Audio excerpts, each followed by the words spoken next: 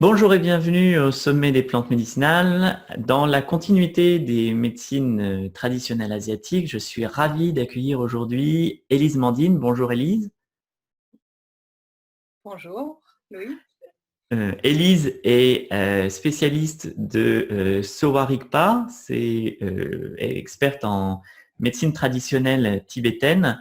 Elle est coordinatrice pour la France de l'association Soreikam, euh, qui, euh, qui promeut et développe la médecine tibétaine à l'international. Mais peut-être que tu vas pouvoir nous en parler un peu mieux que moi. Est-ce que tu peux nous présenter un petit peu ton rôle dans la médecine tibétaine globalement? Hmm, ok. Donc merci Loïc déjà pour cette invitation et cette initiative qui me paraît vraiment très intéressante. Donc c'est vrai que notre organisation au niveau international se nomme aujourd'hui Sorik Kang. Kang, ça signifie la maison et Sorik, c'est le diminutif du mot tibétain qui désigne la médecine tibétaine. C'est-à-dire que la médecine tibétaine se nomme en réalité Sowa Rigpa. Et donc on fait un petit diminutif, on fait un raccourci et on appelle ça Sorik. Donc un Sorikan, c'est une maison de la médecine tibétaine. Donc on est chapeauté par une fondation internationale qui a été créée en Allemagne, qui s'appelle Sorikang International.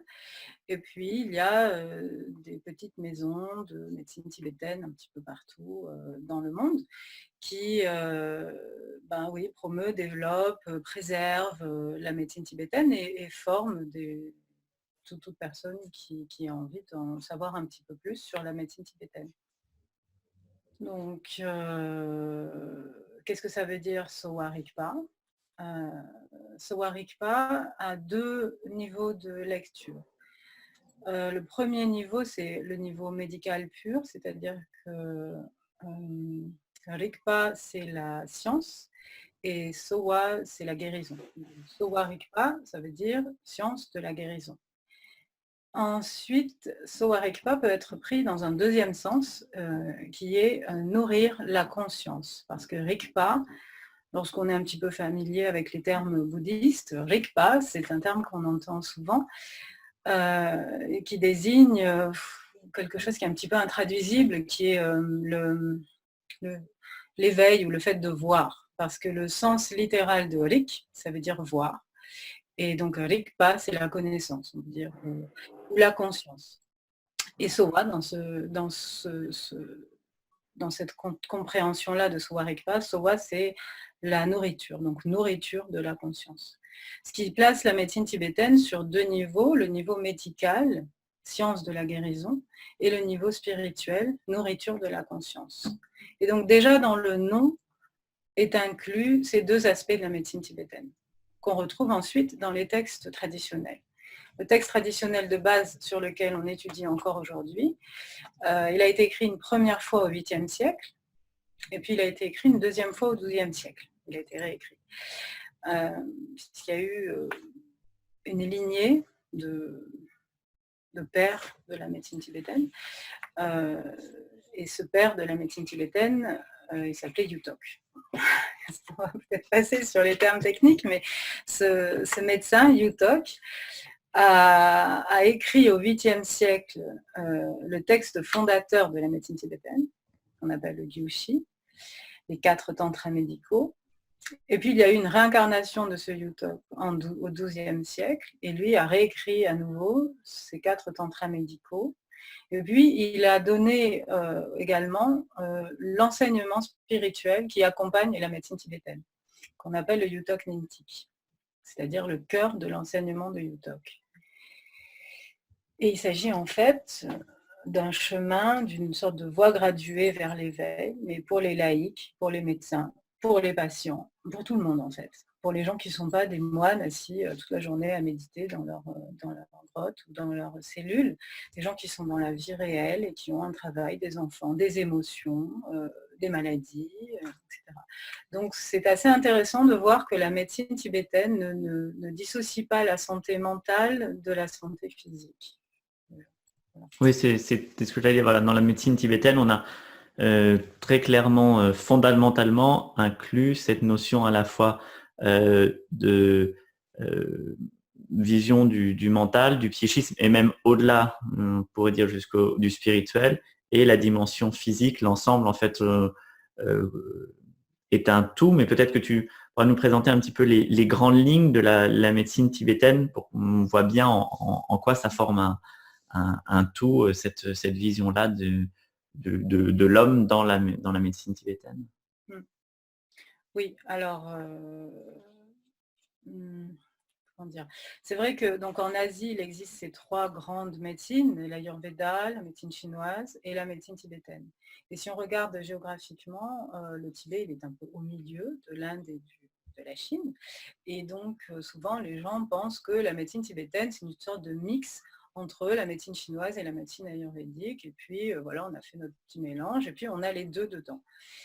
Alors c'est vrai qu'on trouve énormément d'aspects de la médecine ayurvédique dans la médecine tibétaine. Et également, on retrouve des aspects de la médecine chinoise dans la médecine tibétaine. Mais à l'époque, ce qui se passait, c'est que les médecins communiquaient beaucoup les uns avec les autres et ils ont échangé leur savoir, ils ont échangé leurs techniques et ils se sont enrichis les uns les autres. Et donc maintenant, il est difficile aujourd'hui vraiment de démêler qui a commencé, qui est à l'origine de qui, quelle technique et fondamentalement vient de la médecine chinoise ou vient de la médecine ayurvédique. Un exemple donc, similarité entre l'Ayurveda et Sowa Rigpa, c'est le principe des 3 humeurs. On a traduit en français 3 humeurs, en médecine ayurvédique, c'est les 3 doshas. Le terme tibétain, c'est Nyepa. Nyepa, ça veut dire erreur, défaut. Et pourquoi est-ce que Sowa Rigpa considère que ces 3 énergies, ce sont des défauts ou des erreurs? C'est qu'en fait, ces 3 énergies, elles nous permettent de vivre, mais quand elles sont en déséquilibre, c'est à cause d'elles qu'on tombe malade et puis c'est à cause d'elles qu'on meurt. Et puis au-delà de ça, c'est aussi à cause de ces 3 énergies qu'on revient, qu'on se réincarne. Qu'est-ce que c'est que ces 3 énergies? Elles ont aussi un aspect, on peut dire qu'elles sont tridimensionnelles, elles ont 3 aspects. Elles ont un aspect qui est lié aux émotions, puisqu'elles sont liées à nos 3 émotions perturbatrices de base, qui sont le désir, l'attachement, la colère et la haine étant la colère chronique, et puis la confusion, l'ignorance, la bêtise, le truc qu'on ne comprend pas, quoi. Le fait d'être borné. C'était de la Voilà. Donc ça, ce sont les 3 émotions qu'on considère être les 3 émotions perturbatrices de base qui donnent naissance après à toutes les autres, la jalousie, l'orgueil, enfin bon, voilà, etc., etc. Et donc ces 3 énergies sont à la fois liées à ces 3 émotions. Elles sont également liées aux 5 éléments de la nature. Ça, c'est un aspect important, c'est qu'on est toujours en relation avec la nature et le macrocosme. Et ce macrocosme, on le retrouve à l'intérieur, ce qui fait qu'on a une réplique du macrocosme dans le microcosme. Donc ces 3 énergies sont reliées aux 5 éléments de la façon suivante. Nos 5 éléments, ce sont, le premier, c'est l'espace, étant donné que sans espace, rien ne peut se développer. Donc c'est la potentialité, l'espace. Le deuxième élément, c'est le vent, le mouvement. Le troisième, c'est le feu. Plus il y a du mouvement, plus ça produit de la chaleur. Et donc, on a cette notion de feu, de chaleur.